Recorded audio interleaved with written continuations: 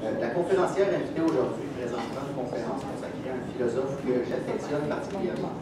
Je fais ma thèse sur lui, en fait, Baruch Spinoza.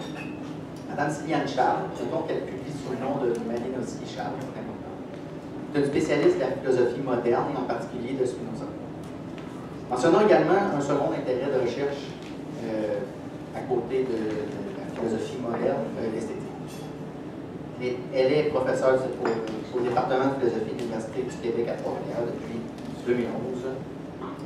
Après avoir obtenu une maîtrise en philosophie à l'Université de Nancy, elle viendra poursuivre ses études à l'Université d'Ottawa où elle reçoit son doctorat en 2002. Elle a commencé sa carrière d'enseignement à la Temple University de Philadelphie, avant de poursuivre ses recherches et son enseignement au Québec, à l'Université Bishop en premier, à Sherbrooke et enfin à l'Université du Québec à Trois-Rivières. Sa thèse de doctorat consacrée à Spinoza sera publiée en 2004 sous le titre de Affect et conscience chez Spinoza, l'automatisme dans le progrès éthique, publié en 2004. Elle est également auteure de nombreux articles sur la philosophie moderne, consacrés entre autres à la relation entre esprit et corps, aux passions, dans une perspective ontologique ou morale, à l'élan vital et au statut épistémique de la sensibilité chez des auteurs du XVIIe siècle tels que Spinoza, Descartes, Malebranche, et plus récemment, elle s'intéresse à Hobbes également.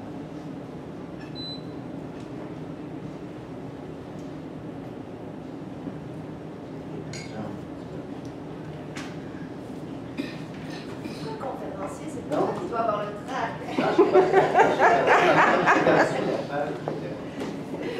C'est important, elle a été nominée en 2009 pour le prix Aurore du Conseil de la recherche en sciences humaines du Canada, qui souligne la qualité exceptionnelle des travaux d'un nouveau chercheur. Elle a co-dirigé avec Sébastien Charles Descartes et ses critiques en 2011, qui a connu une réédition en 2014 à Paris chez Hermann. Et chez Hermann encore, Sagesse et bonheur, études de philosophie morale en 2013 avec Benoît Castelnerac de l'Université de Sherbrooke. Depuis 2009, elle co-organise chaque année le séminaire québécois en philosophie moderne, qui est un séminaire bilingue de français et anglais. Ses travaux actuels incluent la préparation d'un numéro spécial de la revue Dialogue sur le terme identité et individuation de l'Antiquité à l'époque moderne. Elle travaille également sur la publication de différents articles dans le cadre de son projet de recherche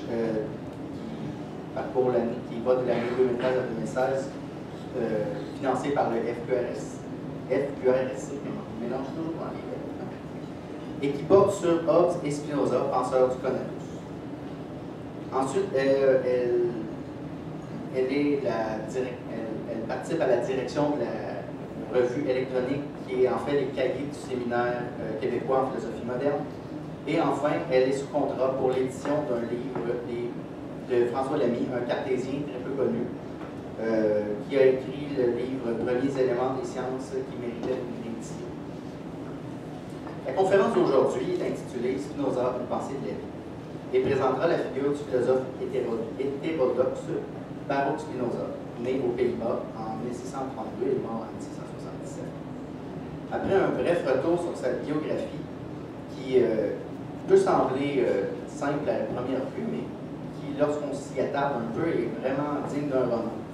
C'est ce que d'ailleurs bien compris Erwin Yalom, qui vient de publier il n'y a pas très longtemps un livre qui s'intitule Le problème Spinoza. Madame Charles s'intéressera à présenter les thèmes importants de la philosophie de Spinoza, c'est-à-dire son panthéisme, son monisme et la théorie du parallélisme des attributs, la théorie du Conatus. En fait, les grands thèmes qui fait qu'on connaît Spinoza. Le monisme panthéisme, tout autant que la théorie des liens vitales, qui s'exprime dans le concept de Conatus, nous permettront de nous concentrer sur ce qui fait de Spinoza un réel penseur de la vie. Dans cette perspective, la dernière partie de sa conférence s'attachera à discuter la conception spinozienne de la mort comme ruine du Conatus par des forces extérieures et paradoxalement comme ce à quoi l'homme libre doit s'efforcer de penser le mieux possible. Alors, sans plus attendre, je laisse la parole à Madame Charles. Merci, je vous remercie. Je vous remercie d'être si nombreux. Et je tiens à faire une petite mise au point qui est que, évidemment, j'aurais pu faire une conférence proprement universitaire, mais ce n'est pas mon but. Donc, j'ai conçu la présentation d'aujourd'hui comme quelque chose d'extrêmement simple et j'espère que ce ne sera pas non plus trop simpliste parce que là, je vois des attentes qui remplissent l'atmosphère. Donc, c'est conçu comme une introduction à la pensée de Spinoza sous l'angle du thème de la vie, qui est vraiment le thème central. Donc, j'espère que même ceux qui connaîtront Spinoza ne s'ennuieront quand même pas trop. En premier lieu, il y aura donc quelques éléments dans cette perspective-là de présentation générale de quelques thèmes fondamentaux de la pensée de Spinoza, ceux qui nous seront utiles dans le fond pour penser ce qu'il a à dire sur la notion de vie. Alors c'est dans cette perspective-là que le début ressemblerait presque à un cours d'introduction à Spinoza. Et après ça, je plongerai dans le vif du sujet qui est vraiment la conception de la mort chez Spinoza. Quelle place faire à la mort dans une telle pensée de la vie? Et il y a notamment la question du suicide, mais j'aborderai deux questions qui me semblent intéressantes de manière très impressionniste d'une certaine façon, sans rentrer très profondément non plus dans les théories, dans les explications. Mais si ça vous intéresse, on pourra le faire pendant la période de questions. Donc voilà pour mon but. C'est aussi bien d'introduire tout le monde à Spinoza que d'amener quand même quelques éléments problématiques pour une discussion plus approfondie par la suite. Donc je vais vérifier si, oui, ça marche à cette distance. Je vais donc commencer ma première partie, la vie de Spinoza, avec un petit jeu de mots, et la vie selon Spinoza, par quelques éléments biographiques. Donc Alexandre a rappelé les dates de Spinoza.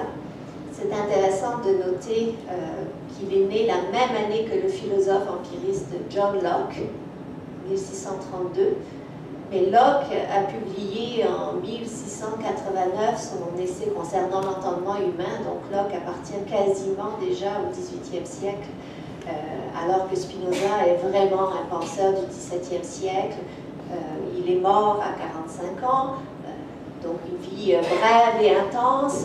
Il est dans l'époque cartésienne, c'est un des successeurs de Descartes, il est imbibé de philosophie cartésienne. Donc, c'est vraiment dans cette mouvance de la deuxième moitié du XVIIe siècle qu'il faut le situer. À ce titre-là, c'est un contemporain de Hobbes, par exemple. Donc, vie et œuvre de Spinoza. Je mets sur la droite deux références intéressantes à lire. Peut-être un petit sondage vite fait. Qui a connaissance ou qui a lu le roman mentionné par Alexandre et puis que j'avais mentionné dans la présentation de la conférence de Irving Yalom qui s'appelle Le problème Spinoza? 1, 2, 3, 4. Pas tant de monde que ça, mais je vous le conseille. C'est un livre récent, 2012, qui est en édition de poche, qui se lit très très bien et qui donne une très belle introduction à la vie de Spinoza. Et à ma connaissance, tout ce qui est dit est juste et il y a très peu d'affabulation. La part de roman ou de fiction est minime. Également, un ouvrage plus universitaire, la biographie qui fait référence, c'est de Stephen Nadler sur Spinoza. Donc, quelques éléments marquants très rapidement. Naissance à Amsterdam dans la communauté des Juifs portugais, c'est-à-dire du courant d'immigration qui a fui l'Inquisition au Portugal. Et donc, sa langue maternelle, c'est le portugais. Son nom de naissance, c'est Bento, Benoît en portugais. Son père est commerçant en import-export pour des épices. Évidemment, Amsterdam est un port important. Et il vit donc dans la communauté juive, parlant en portugais et en espagnol. Il apprend l'hébreu, évidemment, par la communauté et par ses études religieuses. Et à l'âge de 23 ans, excommunication brutale, radicale, sans possibilité de réintégrer la communauté juive. Donc un hérem, je ne sais pas quelle est la prononciation exacte en hébreu, excommunication de la synagogue, mais dans des termes dont Steven Nadler a bien marqué, qui sont totalement exceptionnels par leur gravité. Personne n'a le droit, évidemment, de lire Spinoza, mais même de lui adresser la parole ou de commercer avec lui. Donc, pour un commerçant, ça veut dire une chose très simple, c'est je fais mes bagages et je déménage ailleurs si je veux continuer à vivre. Aucune possibilité de rémission, même sur la base d'un pardon. Aucune porte ouverte à un quelconque retour. C'est un des mystères de la vie de Spinoza qu'on ne saura jamais totalement éclaircir, à moins qu'on découvre un manuscrit quelque part un jour, du pourquoi de cette violente excommunication. Toujours est-il qu'il est contraint donc, de partir. Il reste à Amsterdam pendant quelques années. Il va loger chez son professeur de latin, Van den Enden, et il noue des liens avec, là vous avez le terme, c'est difficile à lire, hein, je sais. J'ai repris les termes, les titres au moins dans une diapositive après. Tant pis pour cette diapositive-là. Avec des amis chrétiens radicaux, de protestantisme radical, des collégiens. C'est un des sous-groupes du protestantisme. Et ces collégiens-là veulent un christianisme épuré, avec beaucoup moins de dogmes, avec beaucoup moins d'intermédiaires, que ce n'est le cas évidemment dans le catholicisme, mais même c'est une réunion d'amis qui lisent la Bible ensemble et il n'y a pas d'autorité suprême pour dire ce que la Bible veut dire. Une sorte de cercle de réflexion religieuse. Et Spinoza trouve un milieu d'accueil parmi ses collégiens qui vont rester ses amis pour toute sa vie. Donc voilà pour les 4 années à Amsterdam. Après ça, à partir de 1660... Pour qu'elle puisse lire. Non, ça va très bien. Ça va, ok. Il est à Rijnsburg, qui est un petit village proche de la ville de Leiden. On pense que c'est là qu'il rédige le traité de la réforme de l'entendement, qui est incomplet et inédit, ainsi que les principes de la philosophie de Descartes, qu'il publiera en 1963 sous son nom.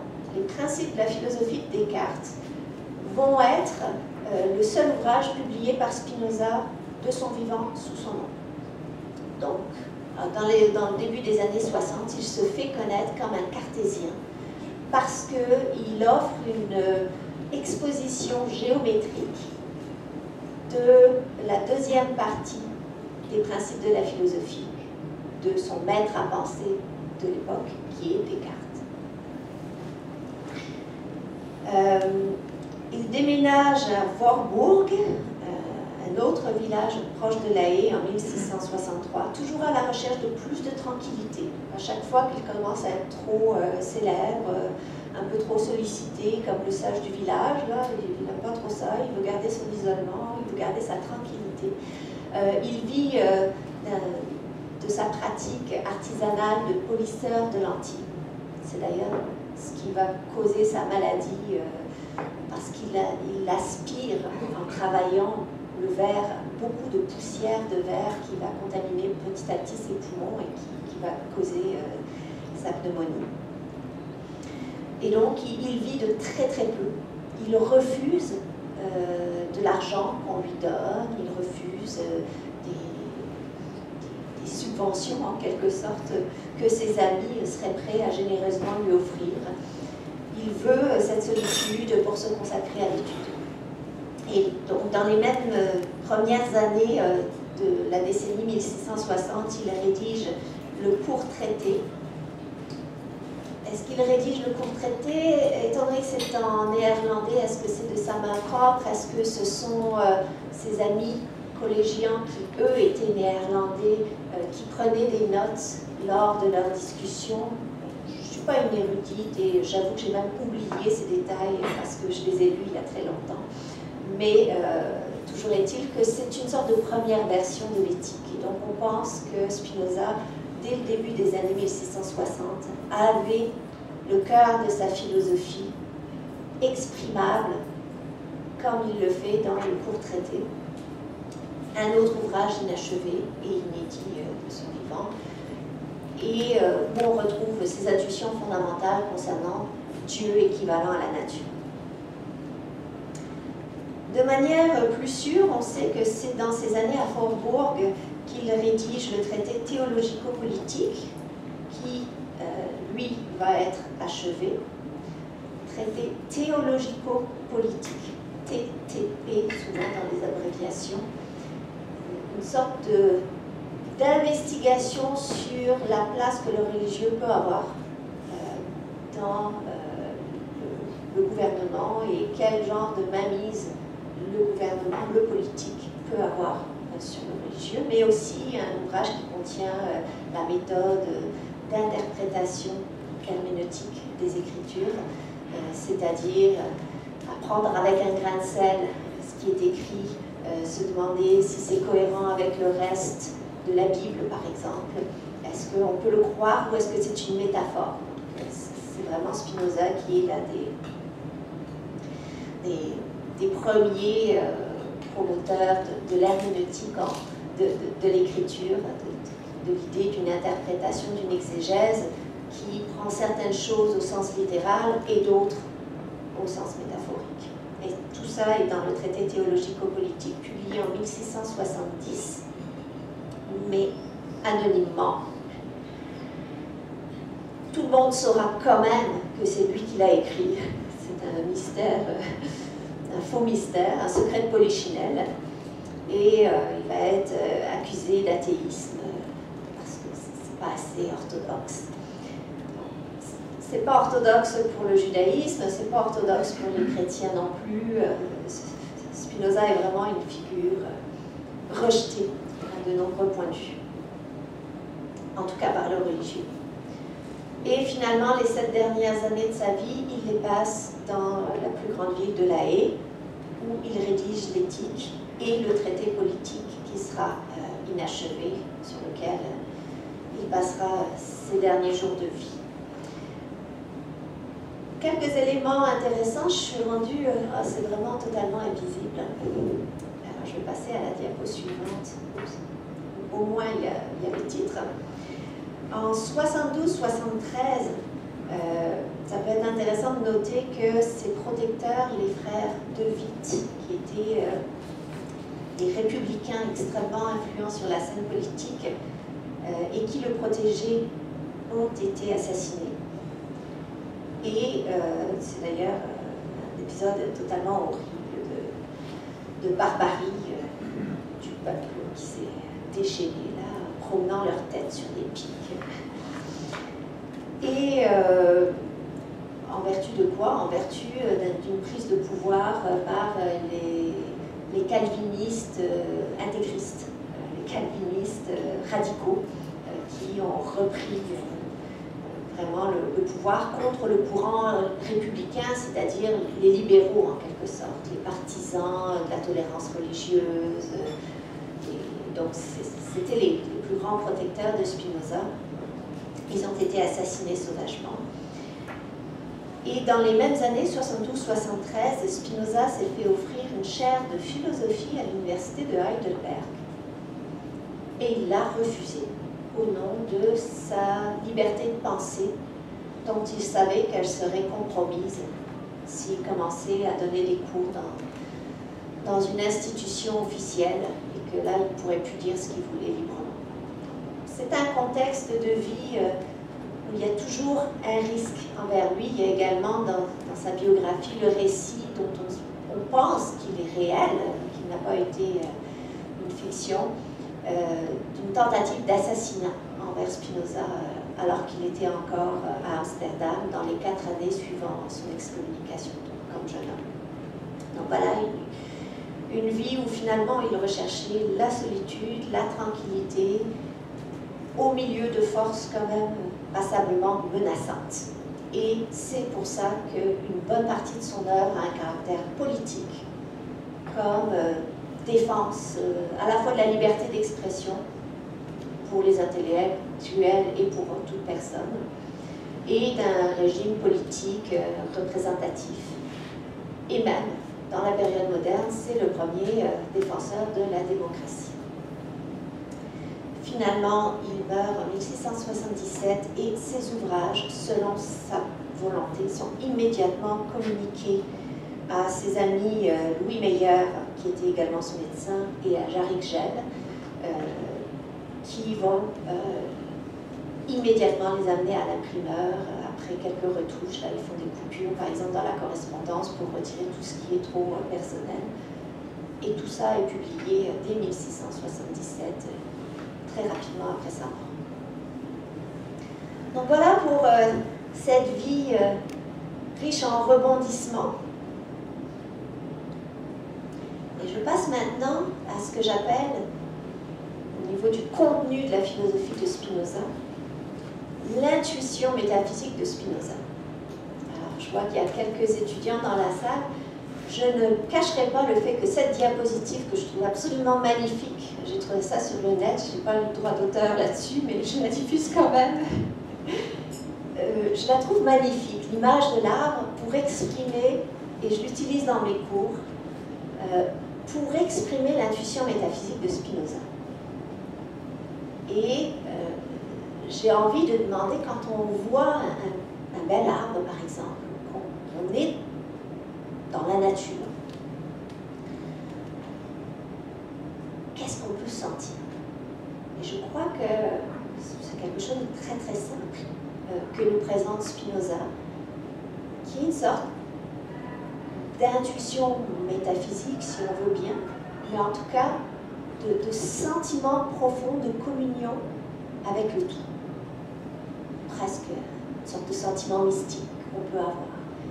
Et cette communion vient du fait tout simple qu'on est un vivant parmi les vivants.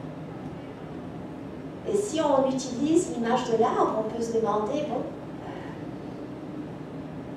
qu'est-ce que c'est l'arbre? Est-ce que c'est simplement des racines, un tronc, des feuilles? Si c'était simplement ça, évidemment, je pourrais, si j'étais artiste, faire un arbre en béton, en plastique, en je ne sais pas quoi, le peindre, faire des feuilles exactement semblables, exactement au même nombre que celles de cet arbre-là. Et pourtant, je n'aurais pas du tout le même arbre. C'est ce qu'il y a en plus qui est vraiment fondamental. Et ce qu'il y a en plus, c'est évidemment une certaine énergie vitale. C'est le fait que l'arbre, à la différence de mon artefact, il est vivant. Il se nourrit, il grandit, il perd ses feuilles, il vibre avec le vent, mais ça, la sculpture pourrait le faire aussi. Mais il est vivant. Et donc, il y a une énergie qui le traverse, qui est une énergie qui traverse toute chose. Et je crois sincèrement, à moins que je projette sur Spinoza naïvement, ce qui moi-même m'a amené à la philosophie en tout cas, que c'est le cœur de la pensée de Spinoza. Ce sentiment de l'union avec le tout vivant. Pas juste avec le tout, mais avec le tout vivant.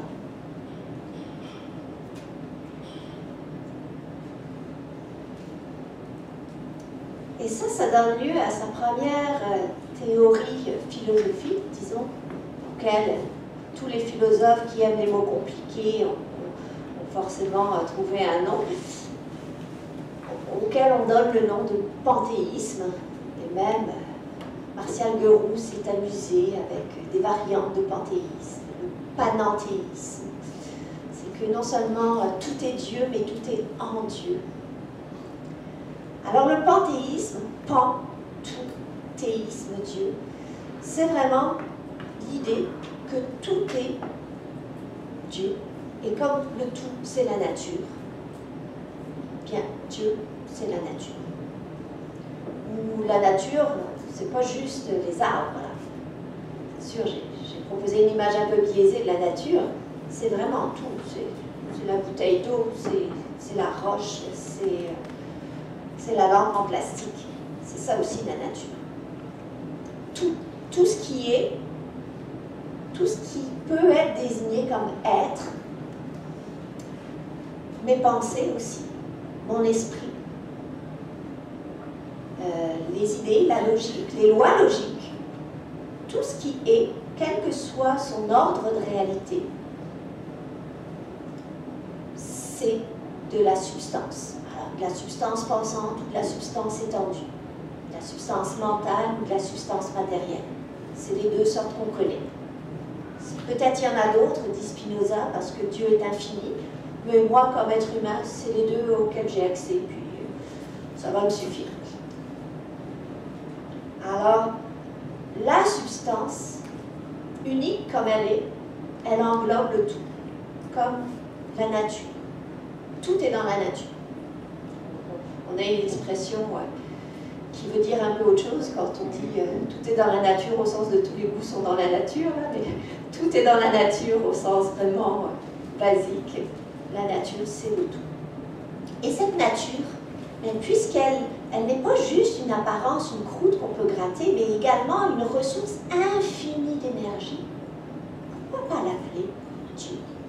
Qu'est-ce que ça pourrait être, Dieu, de plus que ce grand tout qui est infini et qui est infiniment puissant? C'est ça Dieu, selon Spinoza. Donc, il y a une expression en latin qui résume, qui est un petit peu le motto qui permet de se souvenir de ce panthéisme, c'est Deus sive natura, Dieu ou la nature, le ou d'équivalence. Alors, c'est exprimé, l'éthique est un ouvrage bien difficile. L'ouvrage publié à sa mort en 1977, sous une forme géométrique, c'est-à-dire partant de définitions suivies par des axiomes, selon les parties, par des postulats aussi, et après, où se décline sous un ordre de progression logique implacable, des propositions qui prennent en compte ce qui a été dit pour bâtir des propositions à partir de là et les démontrer à partir des définitions, des actions pour commencer, puis ensuite pour les démontrer à partir de la mise ensemble des propositions les unes avec les autres, qui ont des corollaires, c'est-à-dire qu'est-ce qui suit de ces propositions-là, puis des scolies qui sont des sortes de digressions. Donnons-nous un petit peu de liberté quand même. Alors, j'ai pris quelques passages très significatifs de l'éthique pour exprimer ça. La proposition 18 dans la première partie.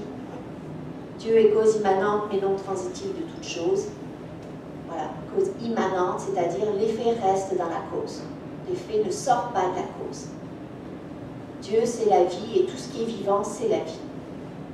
Alors, l'effet reste dans la cause et la cause reste dans l'effet.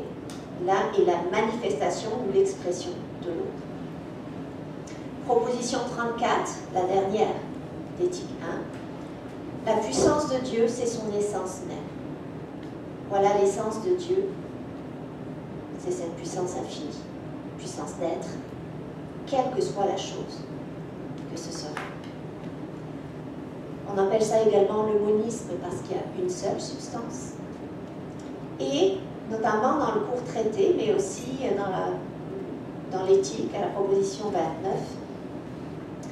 29, Spinoza parle, pour faire un peu la distinction entre les deux faces, disons, de Dieu, ou de la nature, ou de l'être, ou de la substance.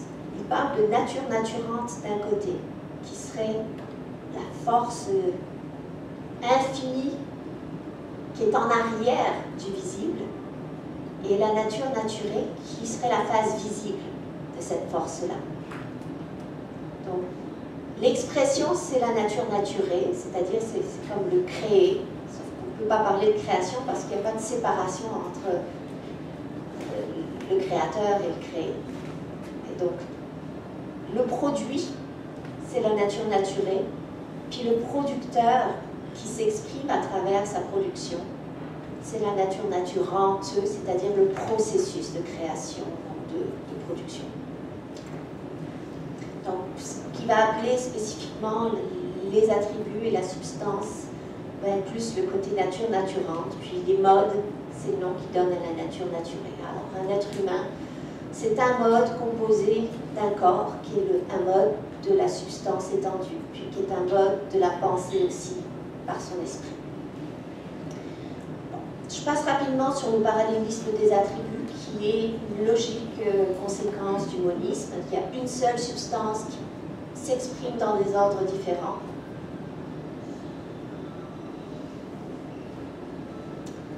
Avec quelques propositions bien connues. Étant donné qu'on m'a prévenu que mon temps était quand même un peu limité, que tout ça c'est que des remarques introductives, je laisse un peu de côté le parallélisme parce qu'on n'en a pas directement besoin pour la pensée de la vie. Mais donc, en fait, moi comme être humain, par exemple, mon esprit et mon corps ne sont pas en relation causale l'un avec l'autre. C'est comme les deux faces d'une même médaille. Si je perce un trou d'un côté, ben forcément le trou est de l'autre côté aussi. Alors, si j'ai mal au ventre, parce que j'ai le trac, mon trac est mental, puis mon ventre c'est dans mon corps, mais le trac et le mal de ventre, c'est la même chose simplement dans des manifestations d'ordre différents, l'un émotionnel, mental, puis l'autre émotionnel, corporel. Mais c'est cette idée-là que tout est exprimé sous les deux ordres sous lesquels ça vient s'exprimer. Ainsi, substance pensante et substance étendue, c'est une seule et même substance connue tantôt sous l'un de ses attributs, tantôt sous l'autre. Les neuropsychologues actuels font leur choucra avec cette théorie-là, et à raison, parce que notamment toute la théorie des affects, des émotions que construit Spinoza sur cette base moniste-là est extrêmement proche des théories contemporaines. Je passe à la troisième théorie que je veux donner en introduction, qui est Spinoza, penseur de la vie, sous l'angle d'un autre terme essentiel de sa pensée, ce qu'on appelle le conatus. J'ai déjà cité la proposition 34, que la puissance de Dieu, c'est son essence même. Mais si Dieu et les choses, et les modes, c'est une seule et même chose, ben forcément, cette puissance-là est aussi l'essence de tout être fini, concret, déterminé. Alors cette puissance, nous dit la troisième partie de l'éthique, se traduit comme un effort pour toute chose finie en particulier, de persévérer dans son être. Et c'est ce qu'on appelle le conatus, pour cette raison simple que le terme utilisé dans la proposition 6 comme dans la proposition 7, c'est à la fois le verbe et le substantif qui signifie s'efforcer de, effort, effort étant conatus. L'effort, le conatus, par lequel chaque chose s'efforce de persévérer dans son être, n'est rien en dehors de l'essence actuelle de cette chose. Alors on prend n'importe quel être, tout être a un conatus. Alexandre et moi, on s'amuse au niveau universitaire à essayer de comprendre quel est le conatus des choses inanimées, comme une table, comme un corps inerte. Est-ce que c'est le principe d'inertie? Est-ce que c'est le principe de résistance? C'est l'objet de sa thèse, entre autres, de comprendre le conatus dans le domaine strictement physique et dans les rapports de la physique de Spinoza. Donc ça reste un grand mystère quand même, c'est assez difficile de savoir. Le conatus, tout comme l'idée correspondant à ces choses-là.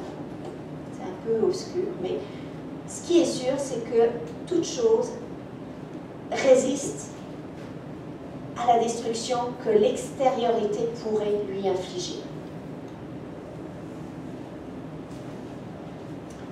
Et ça nous amène à l'idée de destruction, qui est à proprement parler la notion de mort.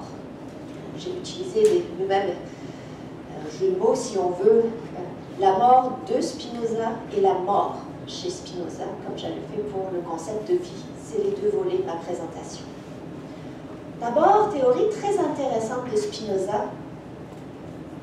La mort dont il parle, c'est pas l'arrêt cardiaque, par exemple, ou l'encéphalogramme plat, qui signifie la fin des fonctions neurologiques.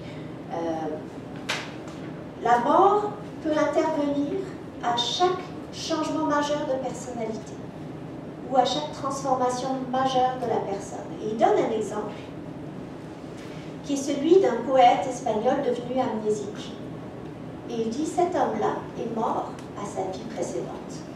Il n'a plus aucun des souvenirs qui étaient les siens. Il ne se souvient même plus que c'est lui qui a écrit ses propres poèmes. Ces poèmes ne sont plus les siens. Le moi auquel ça appartenait, ce moi-là a disparu en même temps que sa perte de mémoire. C'est très intéressant parce qu'on sait que dans l'histoire de la philosophie, Jung par exemple, Locke, font ce lien entre la mémoire personnelle et l'identité personnelle. Maintenant, je vous lis juste le Scoli de la proposition 39 dans la 4e partie. Écoutez ça, c'est fascinant. Il faut toutefois noter ici que la mort du corps tel que je l'entends se produit quand ces parties sont disposées de telle sorte qu'un autre rapport de mouvement et de repos s'établisse entre elles. Je n'ose nier en effet que le corps humain, bien que le sang continue de circuler et qu'il y ait en lui d'autres marques de vie, que le corps humain puisse néanmoins changer sa nature contre une autre entièrement différente. Nulle raison ne m'oblige à admettre qu'un corps ne meurt que s'il est changé en cadavre. L'expérience même semble persuader le contraire. Et ça a amené, pour une petite note ironique, ça a amené un commentateur italien, Paolo Cristofonini, à dire « Nous pouvons en tirer que selon Spinoza, beaucoup de morts vivants se promènent sur Terre. » Donc, j'espère, je dis ça très très brièvement, mais j'espère qu'on comprend cette théorie que toute transformation radicale, dans le fond, surtout quelqu'un qui vit des événements traumatisants, n'est plus non plus la même personne avant qu'après. Ça pourrait peut-être s'appliquer là. Oui, le corps reste le même, mais ses aspirations changent complètement, ses valeurs changent complètement. Donc, à la fois que ce soit au niveau de l'esprit ou au niveau du corps, s'il y a un changement radical, comme une lésion au niveau du cerveau, la personnalité change, la personne change, ce n'est plus le même être. Donc, il y a une mort. Donc, quelle est cette pensée de la mort dans une telle pensée de la vie? Quelle place a cette mort comme destruction d'une personne ou d'un être? Eh bien, à l'encontre de tout un courant philosophique prédominant dans l'Antiquité en particulier, Spinoza va dire que le sage ne pense à rien moins qu'à la mort. Contrairement à l'idée que philosopher, c'est apprendre à mourir, ou à l'idée, bon ça c'est Socrate, ou à l'idée des stoïciens que la sagesse c'est se remémorer chaque jour qu'on est mortel et se voir dans cette nécessité des choses en jouant le mieux possible son rôle, c'est tout. Spinoza, lui, semble balayer le phénomène de la mort du quotidien des pensées de l'homme sage, qu'il appelle également l'homme libre. Donc il dit de manière paradoxale, à l'encontre vraiment de toutes les traditions qu'il connaît très bien aussi, que l'homme libre ne pense à rien moins qu'à la mort et sa sagesse est une méditation non de la mort, mais de la vie. Et ça, on comprend très très bien en lisant cet ensemble de propositions, démonstrations autour de la proposition 67 dans la 4e partie, que c'est un diktat de la raison. C'est pas par insouciance là, que l'homme libre ne pense pas à la mort. La raison lui commande de ne pas penser à la mort. Par exemple, un homme libre, c'est-à-dire qui vit suivant le seul commandement de la raison, n'est pas dirigé par la crainte de la mort. J'ai souligné dirigé dans ma diapositive. Oups, vous ne l'avez pas. Désolée. J'ai souligné en mettant en rouge parce que ça ne veut pas dire qu'il ne peut pas occasionnellement y penser. Mais la mort ou la crainte de la mort n'est pas ce qui motive principalement son action. Parce que ce qui motive principalement son action, c'est du positif. C'est pas du négatif comme la crainte. C'est du positif comme le désir. Et c'est ce que dit la suite de la citation.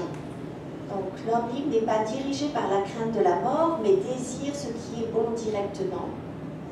C'est-à-dire désire agir, vivre, conserver son être, suivant le principe de la recherche de l'utile propre. Par suite, il ne pense à aucune chose moins qu'à la mort, et sa sagesse est une méditation de la vie.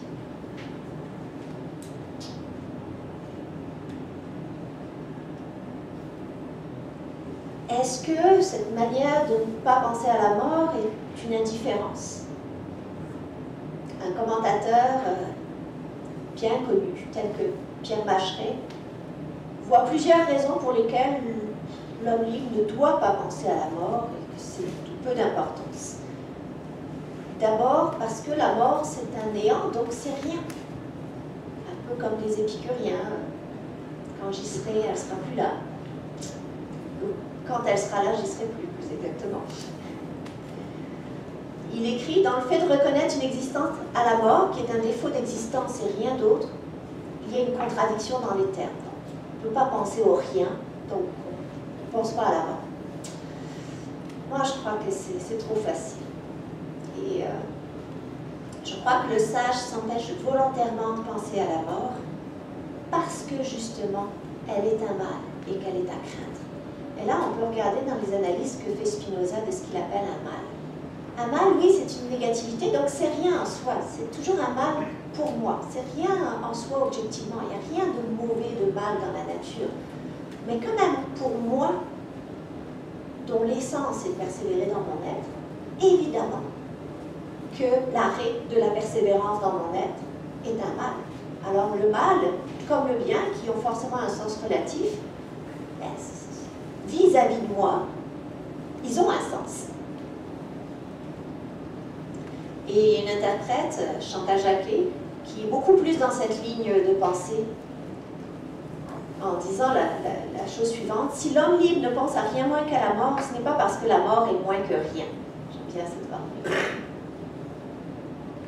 Elle constitue au contraire un phénomène redoutable. Spinoza reconnaît l'existence d'une peur de la mort. Et il établit une proportion entre son intensité et la capacité plus ou moins grande à connaître adéquatement les choses par la raison et la science intuitive. Minimale chez le sage, maximale chez l'ignorant, cette peur de la mort est irréductible. Il est impossible de l'éradiquer totalement. Alors là, on vient dans ce cadre interprétatif-là de subitement donner beaucoup plus de place à la pensée de la mort chez Spinoza, comme étant peut-être justement le mal radical. La chose qu'il faut fuir. Et une manière de la fuir, c'est de ne pas la laisser nous affecter en y pensant. Parce que si on y pense, il n'y a pas moyen qu'on ne soit pas triste.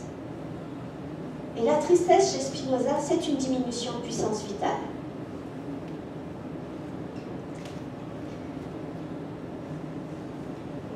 Donc, deux raisons que je vois pour lesquelles l'homme libre ne doit pas penser à la mort. Parce que l'esprit ne veut pas penser à ce qui nuit à son corps.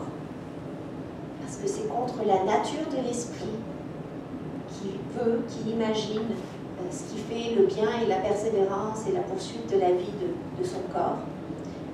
C'est contre sa nature de penser à sa disparition.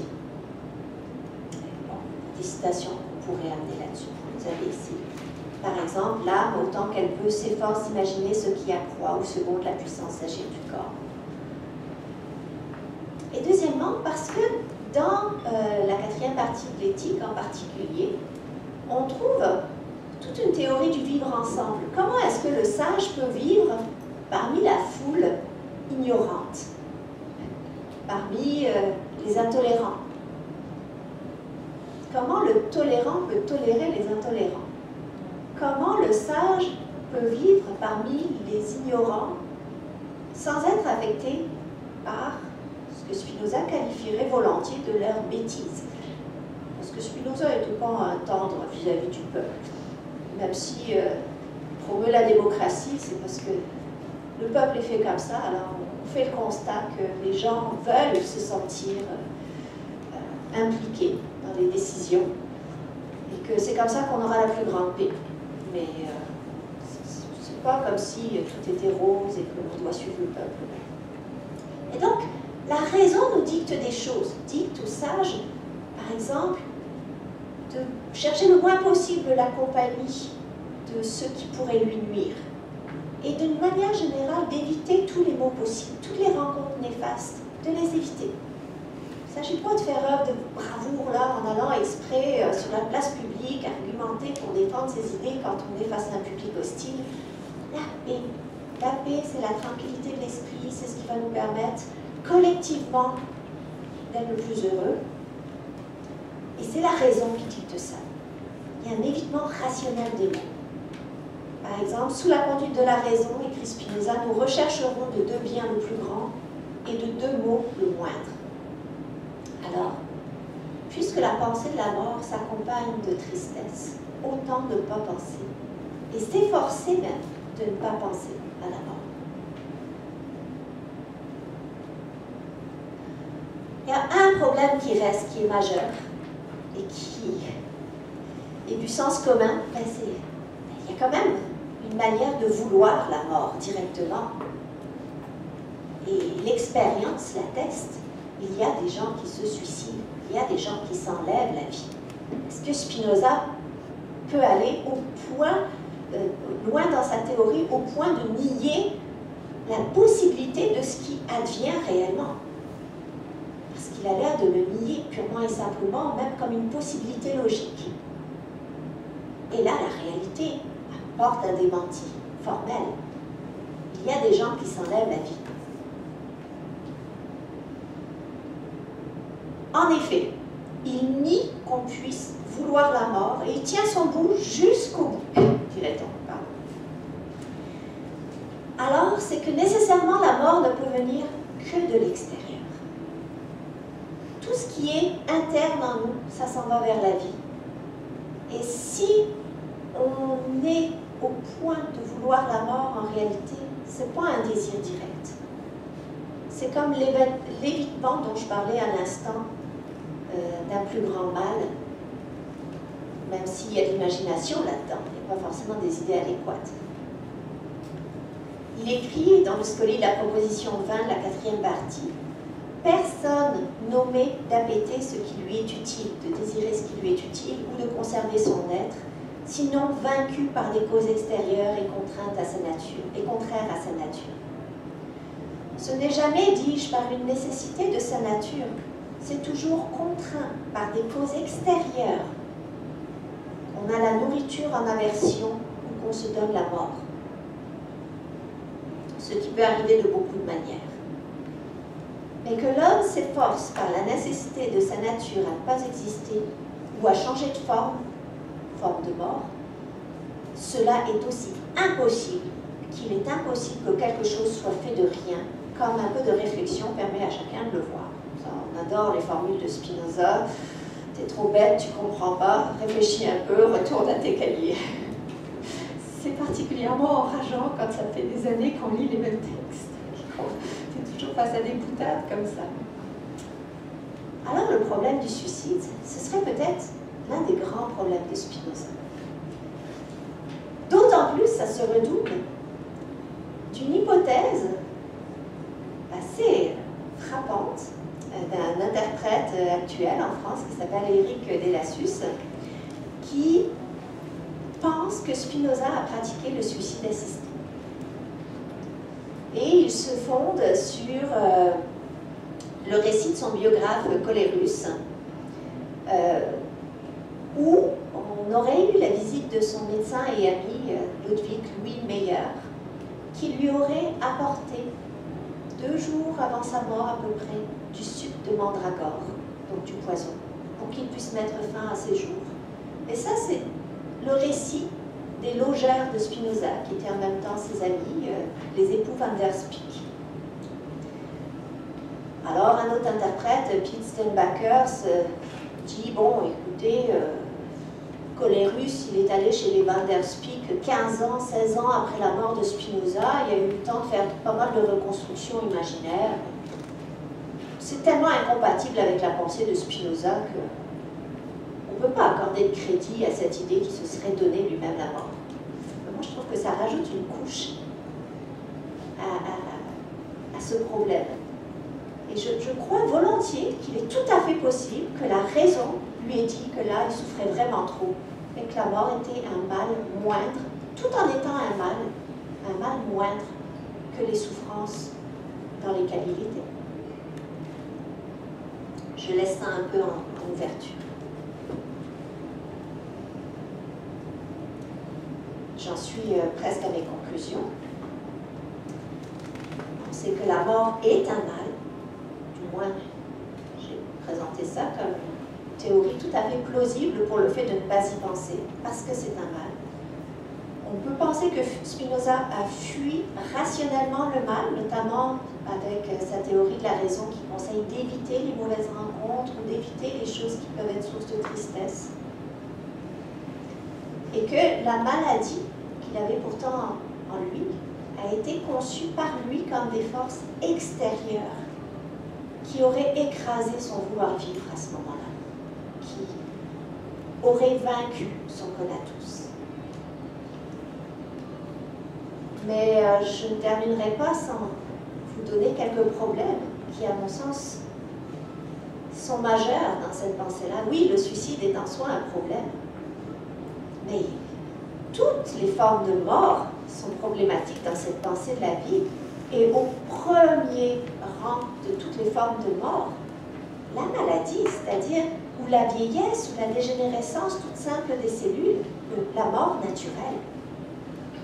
Spinoza ne fournit tout simplement aucun outil, et sa physique non plus. C'est comme un point aveugle de sa philosophie pour penser la vieillesse, pour penser le fait qu'on n'est pas toujours dans la résistance proactive et la construction de plus d'êtres. À un moment donné, la vieillesse l'exprime. Le corps perd de l'énergie. Ça, s'il y a bien un phénomène naturel qu'on ne peut pas nier, c'est celui-là. Or, il fait l'impasse complète dessus. Il ne parle jamais de la maladie. Donc, que fait-on de la mort naturelle, la vieillesse, du dépérissement des cellules et même, encore pire, des maladies auto-immunes, le corps qui se retourne contre lui-même, des cancers? Et s'il y a bien un point sur lequel la pensée de Spinoza est riche et féconde, c'est sa pensée de la vie, mais aussi un point sur lequel elle nous laisse sans outil de réflexion et où elle se montre particulièrement insuffisante. C'est la pensée de l'envers de la vie, à savoir la mort.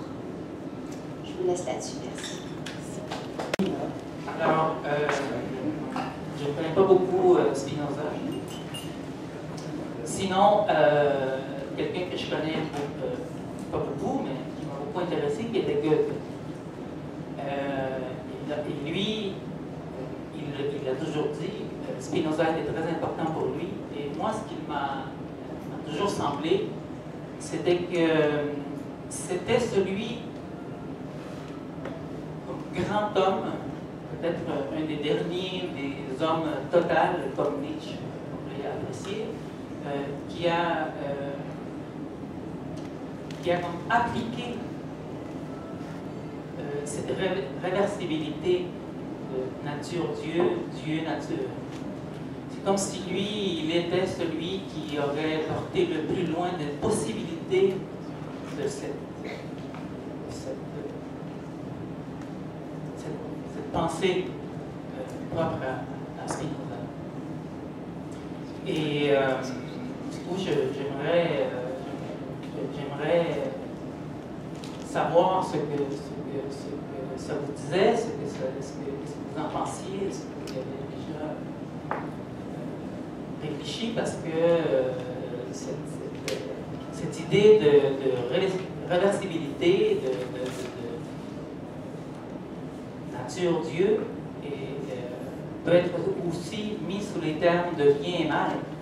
Et Goethe et un de ses grands disciples, peut-être Thomas Mann, qui pense que, au fond, le bien et le mal, il faut se sortir de ce dualisme.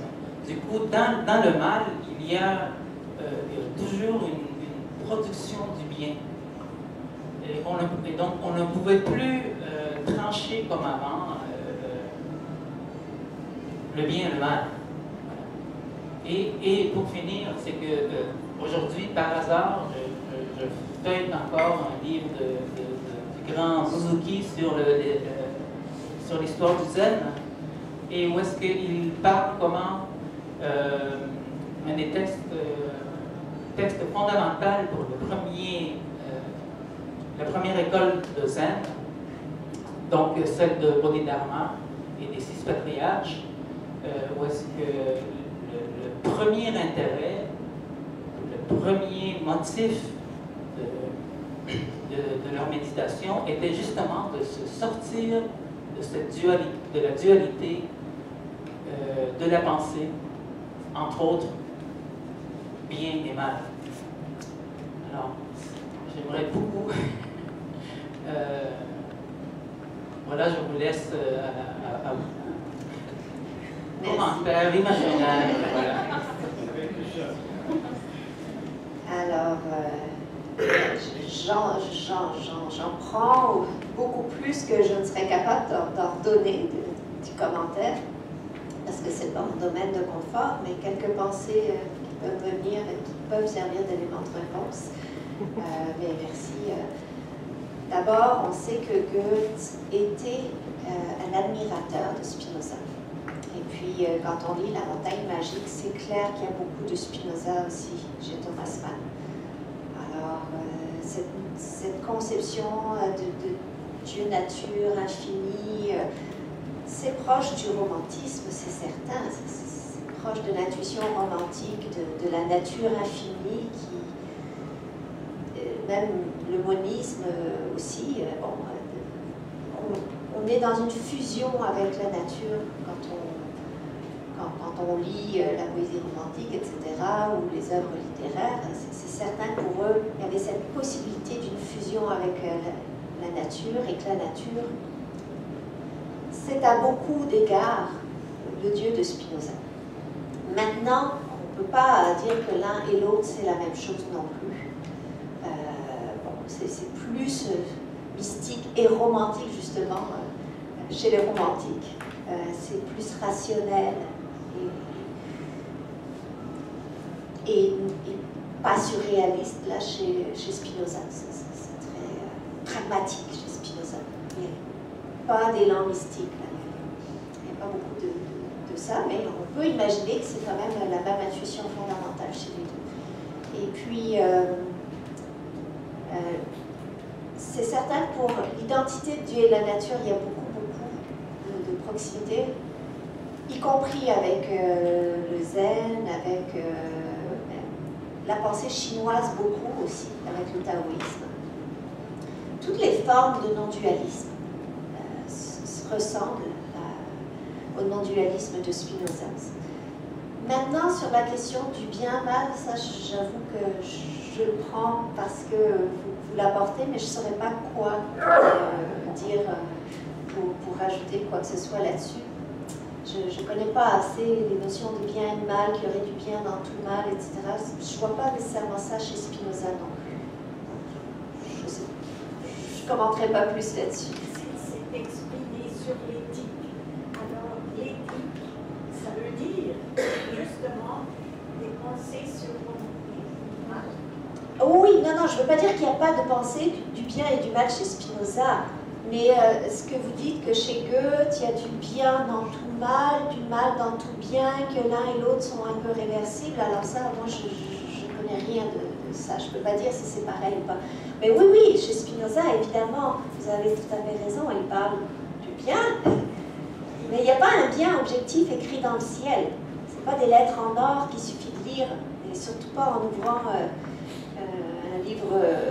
révélés, même si les livres révélés peuvent être de bons médiateurs vers la compréhension du bien bien, mais le bien, c'est l'utile. Et c'est l'utile pour la conservation. La vertu, c'est de la recherche de l'utile propre. Alors, c'est sûr qu'on est loin ici d'un bien objectif tel que les religions, etc., le donner. On ne sort jamais du moi chez Spinoza. Donc, le mal, c'est tout ce qui est un mal pour le moi. C'est forcément quelque chose de relatif à un moi. Et le bien aussi.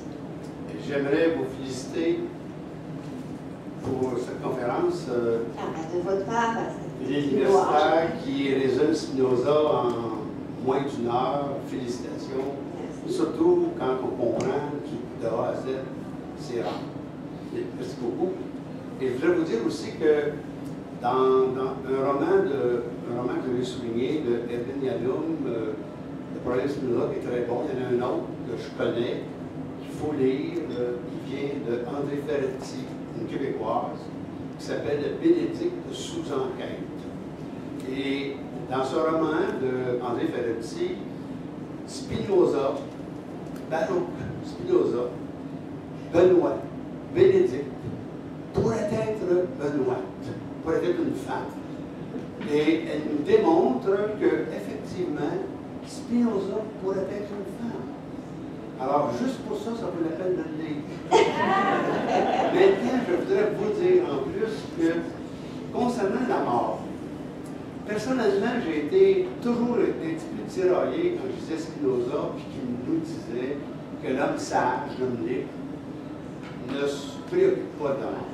Personnellement, je me préoccupe beaucoup. Et je me rends compte effectivement que je ne suis ni libre ni sage. C'est pour ça que j'en préoccupe tant. Mais ce qu'il faut bien comprendre pour moi, en tout cas, quand je dis Spinoza, c'est qu'il faut se libérer. L'homme libre, dans le fond, c'est un homme libéré. Il s'est libéré de l'idée de Dieu. Il s'est libéré du sens de la vie. La vie n'a pas de sens. Il s'est libéré du libre arbitre. L'homme n'est pas libre.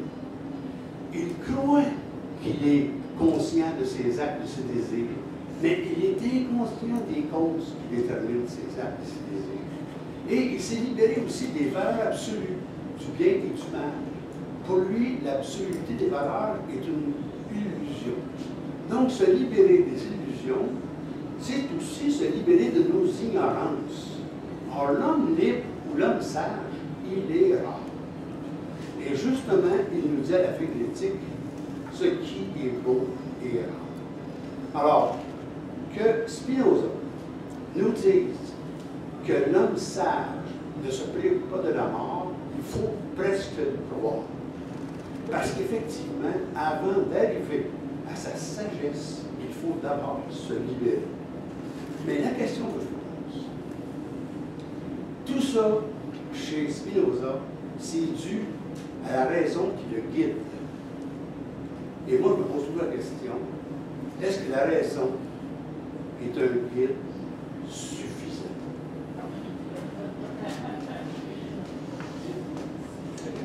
Merci. Ben, je suis d'accord évidemment avec tout ce que vous avez dit sur le fait que l'homme libre, c'est un homme libéré, libéré d'une multitude de préjugés. En premier lieu, libéré du regard d'autrui et du désir de plaire. Et si l'éthique est une œuvre particulièrement difficile d'approche et d'accès, il faut savoir qu'il y a quand même le traité de la réforme de l'entendement qui est magnifique, au moins dans ses premières pages, très facilement lisible, et qui parle justement de la recherche des honneurs, de la recherche de la gloire, comme étant des leurres, des faux biens, des choses qui n'amènent que du trouble, et dont il faut apprendre à se dégager et à se libérer. Alors, certainement, c'est des mises au point très justes, et je suis tout à fait d'accord avec tout ce que vous avez dit. La question finale, redites-la moi encore.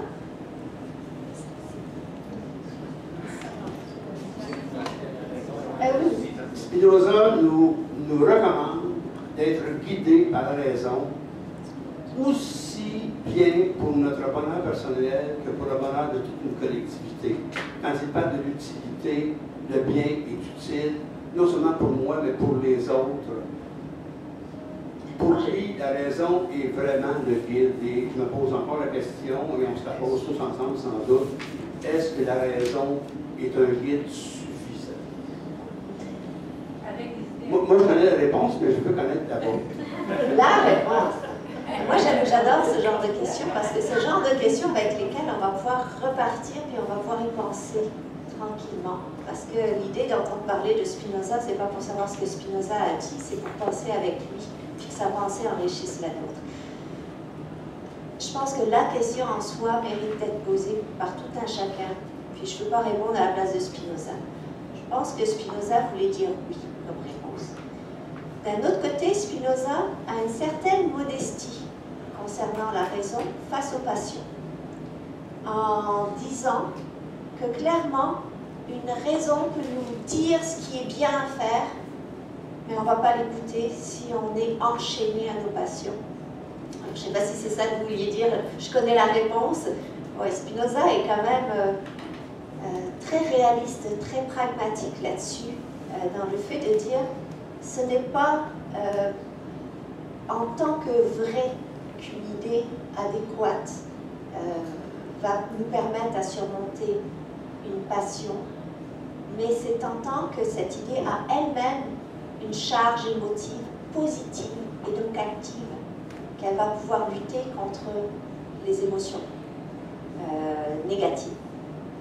C'est-à-dire que c'est pas en tant que vérité, c'est pas en tant que théorie, c'est pas en tant qu'idée inerte que la vérité nous remet sur le droit chemin, c'est en tant que puissance positive et joyeuse. Donc, on ne combat réellement les affects négatifs que par d'autres affects. Mais il se trouve que dans la connaissance, il y a des affects joyeux. Puis ces affects joyeux-là vont nous donner plus de puissance pour essayer de résister, pour se détourner des passions qui nous enchaînent. Alors, oui, la raison suffit, mais pas en tant que raison inerte, en tant que la raison est elle-même porteuse d'une émotivité positive et d'une énergie. Est-ce que c'est ça que vous auriez répondu? Presque, oui, ça m'intéresse. Luc. Bon, il s'agit de la pensée de la mort. Je voudrais revenir un peu là-dessus. Ici, à Trois-Rivières, les gens qui sont pris de la maladie d'Alzheimer ont une institution qui s'appelle Carpe Diem. Ça veut donc dire, le nom de la maison dit « Ne pensez pas à la mort, pensez à la vie ». Et pourtant, il y a une importance dans la pensée de la mort. Il s'agit vraiment de penser à la mort. Alors, c'est penser aussi à la vie. Je m'explique. Car pour vraiment penser à la mort et non pas, excusez l'expression, et non pas niaiser avec la mort, alors on pense aux morts. J'appartiens à une famille de 17 enfants, vieille famille, dont 11 sont morts, et auxquels je pense très souvent, pas à leur tombeau ou à leur céleste séjour, mais à leur vie dont la mienne était et est encore inséparable. Je pense donc aux morts pour penser à la vie. Vous n'avez pas à répondre à ça? Je pense que c'est un commentaire autosuffisant. C'est très beau. Merci pour ce partage-là.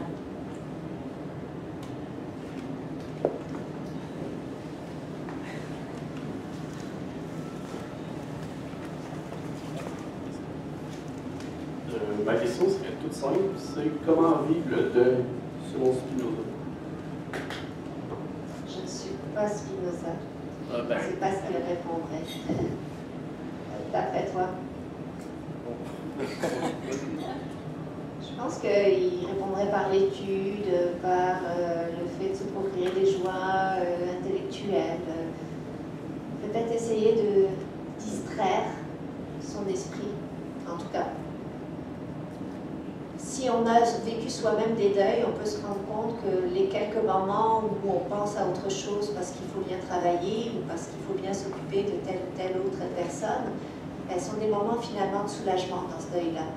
Alors, je ne sais pas ce que dirait Spinoza, mais voilà ce que l'expérience nous enseigne, que peut-être le précepte qui consiste à essayer de penser le moins possible à la mort, ben, ce serait aussi de peut-être pas penser le moins possible aux morts, mais pas penser à lui en tant que mort, mais peut-être à la rigueur en tant que source de joie, comme vous le disiez à l'instant, cet intervenant.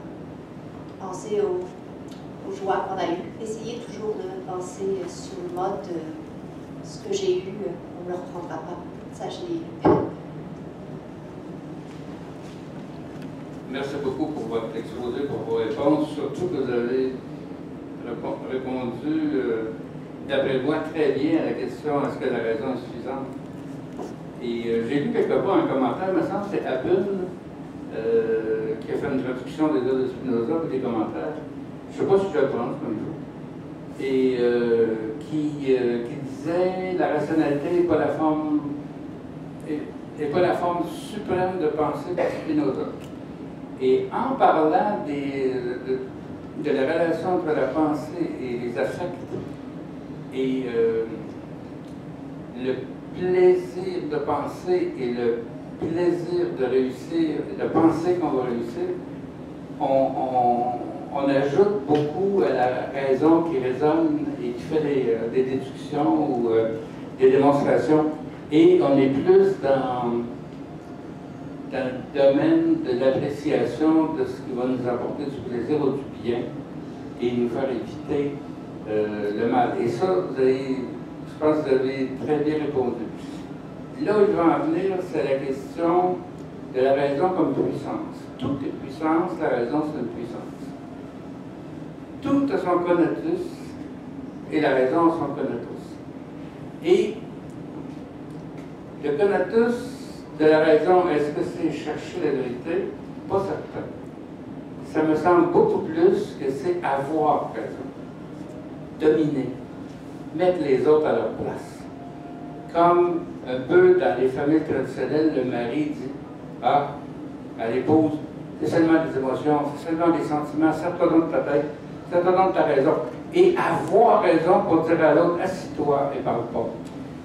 Et il y a une puissance, et là je tire un peu avec Nietzsche, l'idée de raison, qui est de dominer, d'essayer de dépasser, de dominer, parce qu'il y a un désir rationnel. Si on dit que tout est conatus et que tout est puissance, la raison n'est pas objective, n'est pas neutre, elle fait partie d'un cycle de désir, de passion, de combat, de recherche, comme tout, comme la table qui lutte pour rester dans sa forme actuelle, et comme toute chose. Peut-être que vous avez raison sur le plan de la vérité et de la vraie vie, mais pas en tant qu'interprétation de Spinoza, dans le sens où on ne voit rien de tel chez Spinoza. C'est jamais la raison dominatrice qui cloue le bec puis qui s'impose. C'est jamais ça. Mais peut-être que et je pense que c'est aussi une lecture peut-être biaisée ou en tout cas trop facile de Nietzsche. Ouais. C'est certainement la lecture par contre que les successeurs hitlériens de Nietzsche ont fait. Ça c'est sûr. Parce que ça ouvre la porte vers ça quand même. Mais il n'y a pas cette sorte de arme de l'argumentation de moi j'ai raison. C'est vraiment je ne suis pas d'accord avec cette lecture-là. Ce que nous dit Spinoza, c'est que le conatus de la raison, effectivement, c'est la vérité. C'est pas le fait d'avoir raison, c'est la connaissance. Puis ça, je suis pas sûre, parce que j'ai pas la même expérience que lui, que ce soit en soi du bonbon qui se déverse sur nos vies au point de rendre tout beaucoup plus beau, que ce soit le bonheur en soi, mais en tout cas, il y a toute une tradition qui le dit, puis il appartient à cette tradition-là.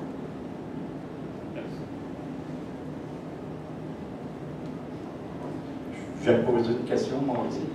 Je vous remercie beaucoup pour votre conférence. La clarté s'imposait, c'est très bien. Et j'ai une petite question sur...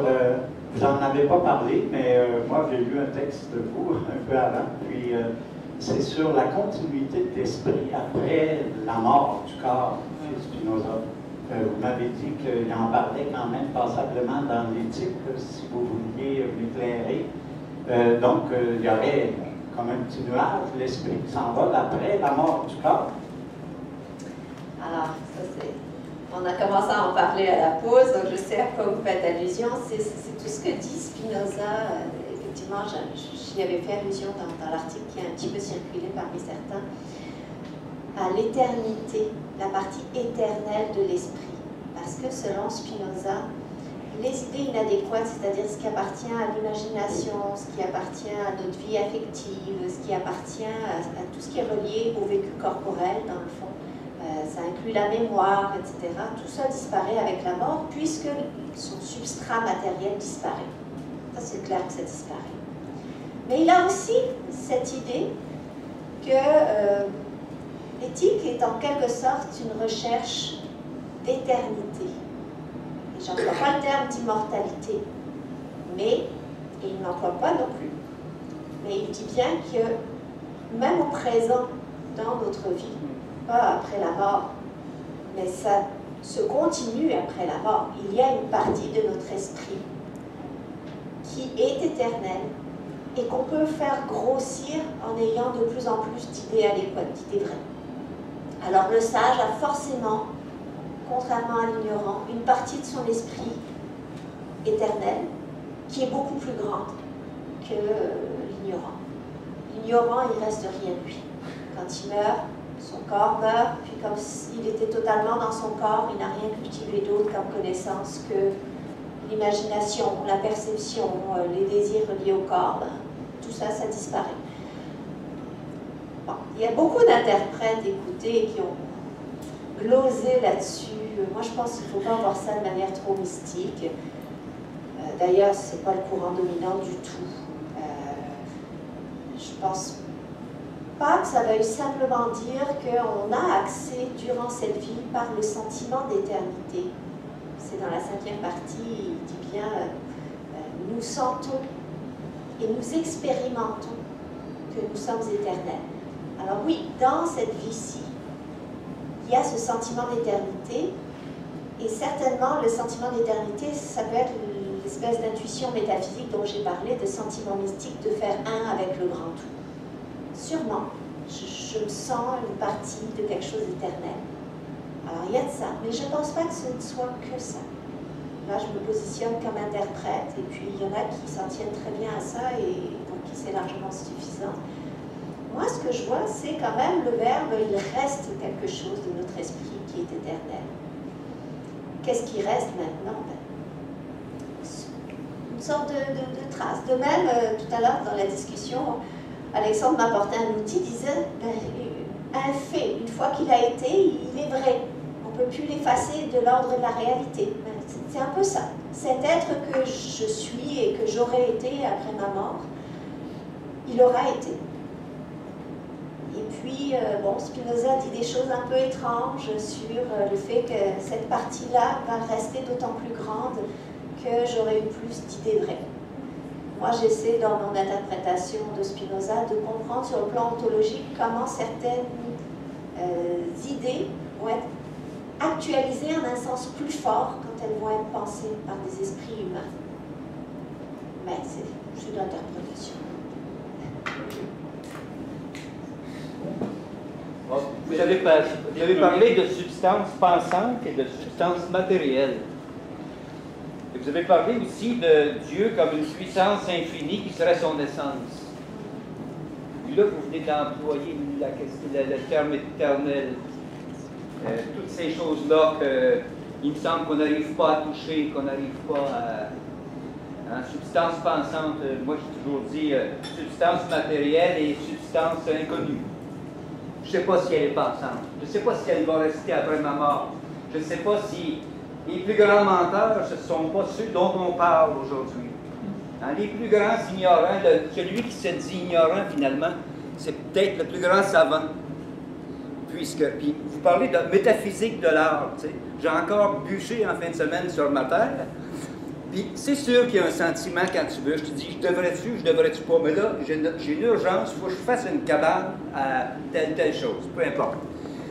Mais il y a toujours, c'est pas métaphysique. L'arbre que je bûche, j'en connais à peu près 1%. Je ne sais pas si j'en connais 1% de la matière. Je suis très loin de la métaphysique. Hein? Puis il y en a qui viennent chez nous et qui disent, ah, mais non, mais ça c'est de l'arbre, il faut que tu fasses attention, les animaux, il faut que tu leur parles. Ben oui, je fais ça tous les jours. C'est des termes très dangereux. Substance pensante, éternité, Dieu comme essence, comme puissance infinie. Mais qui suis-je pour appréhender une puissance infinie? J'en sais rien, moi. J'en sais rien, madame. Je ne peux pas le nier non plus. Mais ce qui m'intéresserait, vous enseignez à des jeunes, c'est notre futur. Comment ils réagissent? On pourrait leur demander, je pense qu'ils sont assez enthousiastes. Alors, d'abord, un commentaire général. Ces termes-là, c'est ceux de Spinoza, puis je vais vous accorder tout à fait une chose. Spinoza était loin d'être modeste. Spinoza, il y a beaucoup de qualités, d'humilité, de cœur, mais sur le plan de l'esprit, il était assez sûr de lui-même. Merci. Au point de dire, dans sa correspondance, je ne sais pas si ma philosophie est la meilleure, mais en tout cas, je sais que c'est la vraie. Alors, effectivement, vous avez bien raison. Qui était-il pour dire tout ça, pour parler de substance infinie, etc. Ben, il était un penseur qui était persuadé d'avoir touché la vérité du bout des doigts. Puis ça se sent à chacune de ses livres. Et comment la jeunesse réagit à ça? Ben, autant que je puisse en juger personnellement, par une grande fascination. D'autant plus que c'est un discours fort, là. À la fois, ça touche à beaucoup d'éléments d'expérience, en particulier le parallélisme. On l'a mentionné dans d'autres interventions, mais beaucoup de philosophes sont dualistes, l'esprit est au-dessus du corps, etc. Il y a aussi des matérialistes stricts. Spinoza nous dit « nul ne sait ce que peut un corps », et donc il donne de grandes lettres de noblesse au corps, au même titre qu'à l'esprit, mais il ne rabaisse pas l'esprit pour autant. Ce n'est pas un matérialiste au sens basique, là.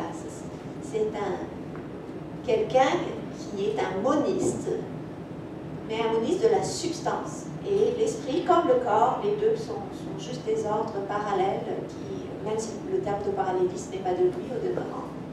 En tout cas, il n'y a pas un ordre de vérité suprême dans l'un ou dans l'autre, les deux sont juste à égalité. Puis ça, c'est très très fort comme position. Puis je pense que la jeunesse, pour autant que je puisse parler de manière large comme ça, dans un monde où toutes les positions se valent, où tout le monde a droit de parole, d'avoir quelqu'un qui dit voilà ce que c'est que la vérité, puis voilà telle chose, puis moi dans mon temps je me suis opposée au péril de ma vie à tous mes contemporains. Ça fait son effet sur les esprits. À la fois parce que ça parle à l'expérience, et puis parce que c'est une position forte. Mais je peux donner la parole. En tout cas, j'ai quelques groupies là, donc qui sont vendus d'avance. Je pense que c'est totalement faux de dire que l'imagination est une part négligeable de notre être, de notre vie. Par contre, je crois qu'il y a une part d'éternité dans l'être humain et dans toute chose. Et comme Karl Popper disait, il y a le monde 1 de la matière, il y a le monde 2 de la subjectivité, et tout ça peut disparaître, mais le monde 3 des questions depuis le commencement de l'humanité va durer toujours. Tout le reste va être anéanti, supposable, et il resterait, il y a un monde 3, le monde des interrogations rationnelles, le monde des questions. Et ça, je suis d'accord avec Spinoza en interprétant de la façon poppérienne. C'est juste que je ne veux pas. C'est le dénigrement de l'imagination. qui fait la grandeur de l'être humain et de beaucoup d'animaux. C'est dans le rêve qu'on devient, que le psychisme, comme dans la danse, que le corps humain atteint sa perfection, atteint son épanouissement, sa plénitude, son achievement. C'est ça qui est important. C'est là où on va le plus loin. Et les enfants vivent dans l'imagination et dans le rêve. Et on perd tout ça, et comme disent la plupart des écrivains des poètes, on parle de l'essentiel en devenant sérieux et en devenant... Spinoza est admirable par le courage de ses idées, et je l'admire beaucoup. Et aussi parce qu'il essaie de transcender le conflit entre religion, philosophie, science. Il essaie de faire une pensée admirable, ça. Il a toujours vécu comme il a parlé. Ce qu'il écrit, il le fait. Il le vit. Et ça, c'est pas Jean-Paul Sartre. Ça, c'est pas ben d'autres. Ça, c'est admirable. Ça, c'est grand. Spinoza, c'est un des grands philosophes, même si je ne suis pas d'accord avec un tas d'affaires qu'il dit, mais c'est un homme admirable. Et pour ceux qui veulent pratiquer la philosophie, suivez le guide de Spinoza. Nietzsche est un peu plus complexe et déséquilibré. Mais Spinoza, c'est un être parfaitement équilibré. Mais sur l'imagination, telle que j'ai compris, d'après moi, c'est tellement réducteur et choquant. L'imagination, c'est l'outil des publicitaires. C'est beaucoup plus que ça. C'est là que le débat lève. C'est là que le micro circule de l'un à l'autre, que l'intervenante s'efface. Mais vous avez raison, Clément. C'est quand même un point sur lequel il faut... Puis je ne suis pas là pour défendre Spinoza. Il se trouve juste que par intérêt personnel, je suis capable de répondre à un certain nombre de questions, presque comme si j'étais lui, j'ai l'impression, mais on s'imagine toujours ce qu'il veut dire là, mais je ne suis pas Spinoza, moi personnellement, puis bien malheureusement peut-être, ou tant mieux, mais je ne veux pas le défendre à tout prix. Puis c'est en ça exactement, je pense que vous avez mis le doigt sur une des choses qui font que Spinoza reste un homme du XVIIe siècle. Ça reste un rationaliste dans ce sens-là. Mais, parce qu'il y a un mais, dans son temps, pour un homme du XVIIe siècle, c'est quelqu'un qui, au contraire, donne beaucoup à l'imagination. Puis ça, les interprètes vous le diront, c'est pas moi personnellement, ça a été souligné dans la littérature depuis le début.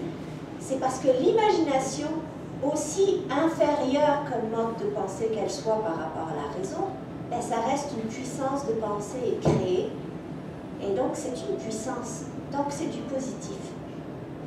À la même époque, vous avez un Pascal qui dit l'imagination, la maîtresse, la folle du logis. Puis il n'y a aucune place à l'imagination comme force créative positive. Et donc, bon, c'est un homme du XVIIe malgré tout. Mais il reste profondément rationaliste, malgré le fait que la raison, en tant que vérité stricte, n'est pas suffisante pour combattre la passion, etc., etc., etc. Il y a des ouvertures là-dedans qui font qu'il y a même des gens qui s'intéressent à Spinoza sous l'angle de la théorie de l'imagination pour essayer de fonder une esthétique sur sa philosophie. Ce que Spinoza n'a jamais fait, qu'il n'a jamais intéressé, l'esthétique, ça ne l'intéressait pas du tout. Néanmoins, dans sa théorie de l'imagination comme puissance positive, on trouve assez d'éléments que quand on n'a rien d'autre à faire dans la vie, on peut même s'amuser à lui inventer une esthétique. Oui. Depuis Spinoza. Attendez. Michel. Oui. Juste en fait, une petite remarque à Clément. Oui. Tu disais que Nietzsche était beaucoup trop compliqué, mais moi j'ai lu Nietzsche. Et quand je lis Spinoza, j'ai l'impression en fait qu'il y a énormément de rapprochements entre les deux.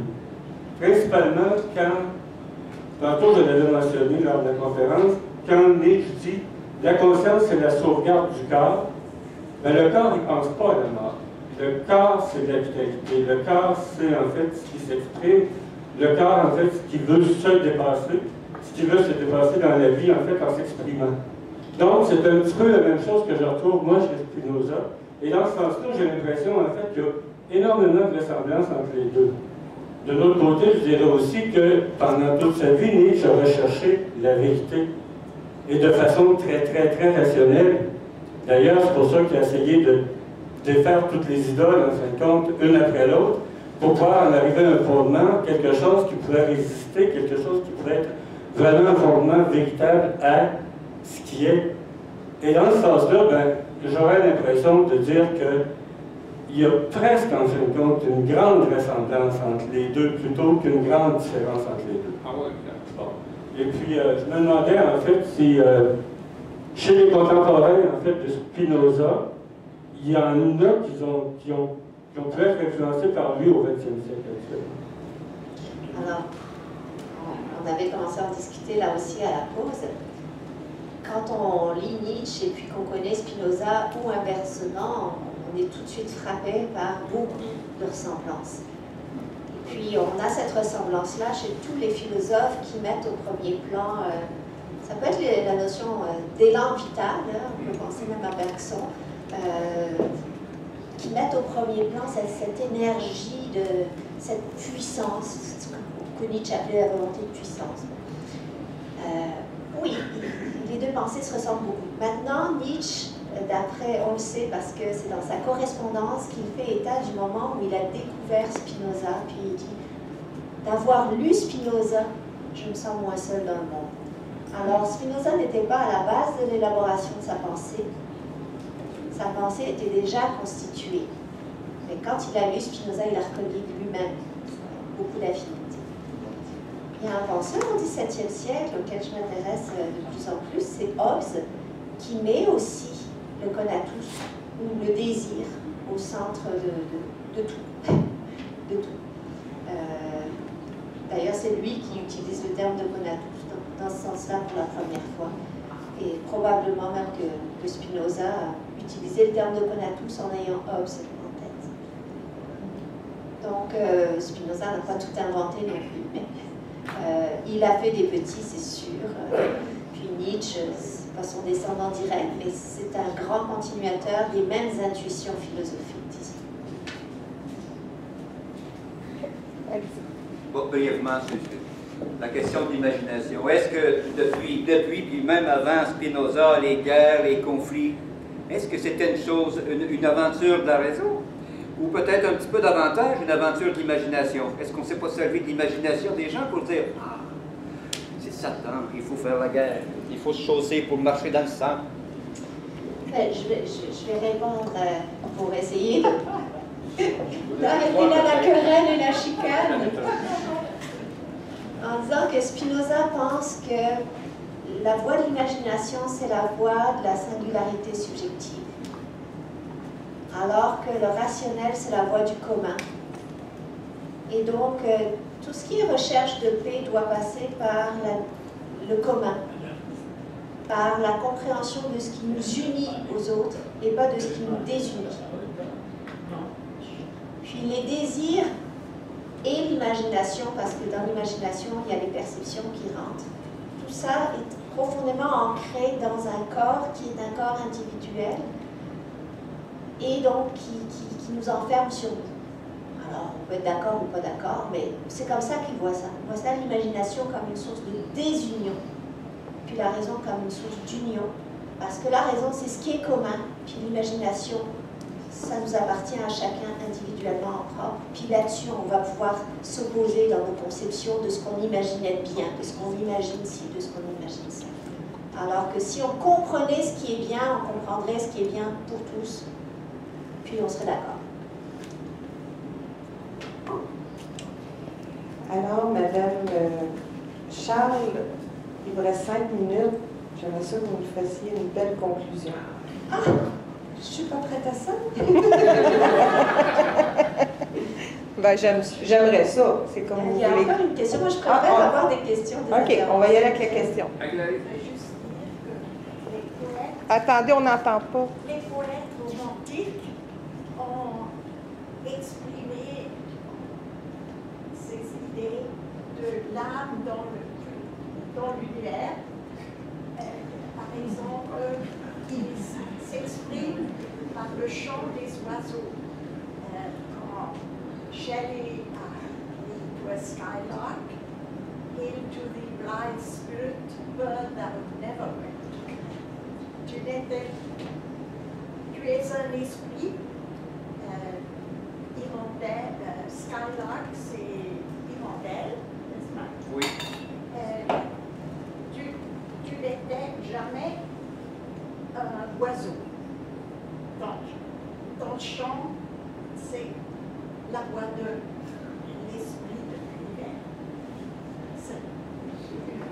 Et puis il y a d'autres qui, dont le rossignol, le chant de rossignol, ont trouvé aussi l'âme de l'univers est exprimée par le chant divin de cette oiseau. Ça pourrait faire une belle conclusion. Mais je vais faire une conclusion plus personnelle. Je vous remercie beaucoup. Je vais faire une conclusion plus personnelle, admettons, en disant ce que moi je trouve à Spinoza et pourquoi je continue à l'étudier. Parce que justement, je crois que il a mis de manière centrale au cœur de tout le reste ce qui est réellement central et au cœur de tout le reste. Et qu'on en ait une sorte de sentiment, d'intuition, mystique ou pas mystique, métaphysique ou pas métaphysique. En tout cas, on fait partie d'un grand tout, et ce grand tout se présente à nous comme une énigme, et c'est notre devoir d'y penser. Alors, moi, c'est une des choses qui m'anime en philosophie, et je trouve que Spinoza me donne bien à penser. Donc, j'espère que vous aussi. Merci.